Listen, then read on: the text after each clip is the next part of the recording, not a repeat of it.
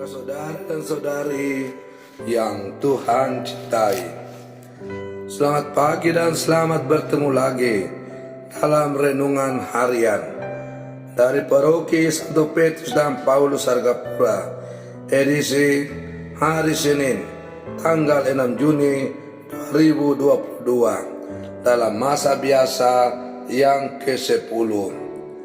Hari ini Gereja Semesta merayakan peringatan wajib Santa Perawan Maria, Bunda Gereja. Mengawali hari yang baru ini, kita hendak mendengar dan merenungkan sabda Tuhan. Marilah sebelum kita mendengar dan merenungkan sabda Tuhan, kita berdoa. Dalam nama Bapa dan Putra dan Roh Kudus. Amin. Allah Bapa yang Maha Rahim, ketika Putra Tunggalmu dipaku pada kayu salib, Ia menetapkan Santa Perawan Maria, ibunya, menjadi ibu kami juga. Semoga berkat bimbingan kasih-Nya, gerejamu makin hari makin subur dan bersukacita atas kekudusan anak-anaknya, serta menarik keluarga semua bangsa ke dalam haribaannya. Bersabdalah ya Tuhan, kami siap untuk mendengarkan. Terpujilah Engkau, Bapa, Putra, dan Roh Kudus, kini dan sepanjang segala masa. Amin. Para saudara dan saudari yang Tuhan cintai, sabda Tuhan yang hendak kita dengar dan kita renungkan untuk mengawali hari yang baru ini diambil dari Injil Yohanes pasal 19 ayat 25 sampai 34. Tuhan bersamamu. Inilah Injil suci menurut Yohanes. Waktu Yesus bergantung di salib, dan dekat salib Yesus berdiri ibunya dan saudara ibunya, Maria istri Kleopas dan Maria Magdalena. Ketika Yesus melihat ibunya dan murid yang dikasihinya di sampingnya, berkatalah ia kepada ibunya, "Ibu, inilah anakmu." Kemudian katanya kepada muridnya, "Inilah ibumu." Dan sejak saat itu, murid itu menerima dia di dalam rumahnya. Sesudah itu, karena tahu bahwa segala sesuatu telah selesai, berkatalah ia, supaya genaplah yang tertulis dalam kitab suci, "Aku haus." Di situ ada suatu bekas penuh anggur asam. Maka mereka mencucukkan bunga karang yang telah dicelupkan dalam anggur asam pada sebatang hisop, lalu mengunjukkannya ke mulut Yesus. Sesudah Yesus meminum anggur asam itu, berkatalah ia, "Sudah selesai." Lalu ia menundukkan kepalanya dan menyerahkan nyawanya.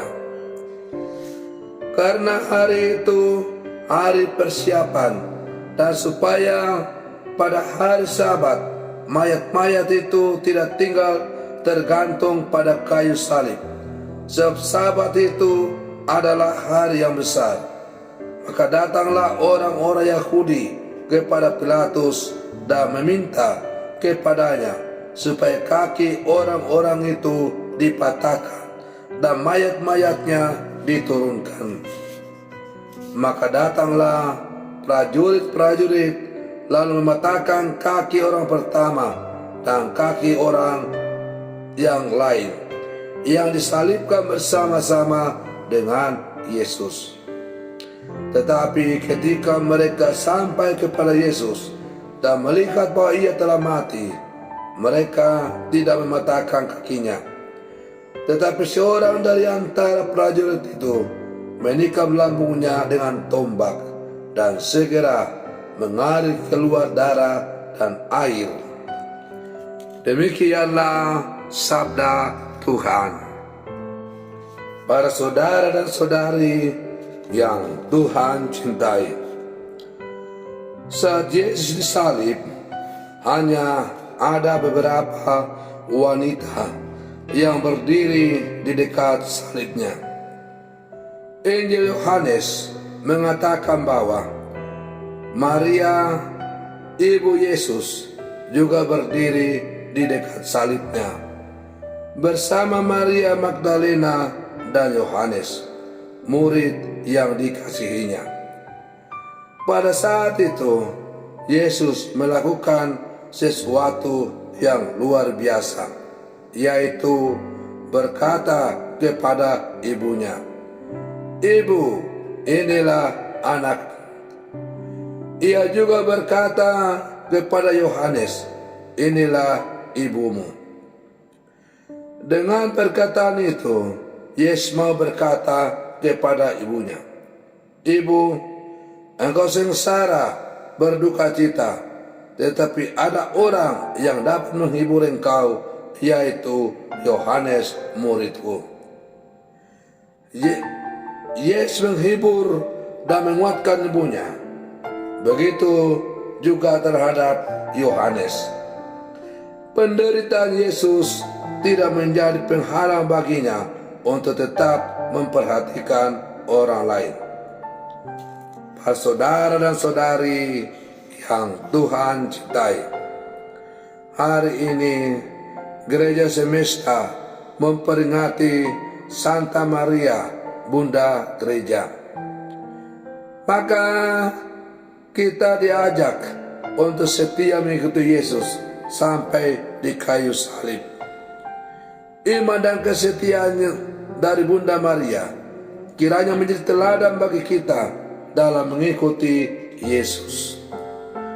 Ia menunjukkan kepada kita rahasia menjadi seorang murid sejati Yesus Kristus, yakni setia dan berpasrah kepada kehendak Allah. Para saudara dan saudari yang Tuhan cintai, Yesus telah menyerahkan Maria sebagai Bunda Gereja, Bunda kita semua. Dengan demikian, kita adalah putra dan putri Bunda Maria.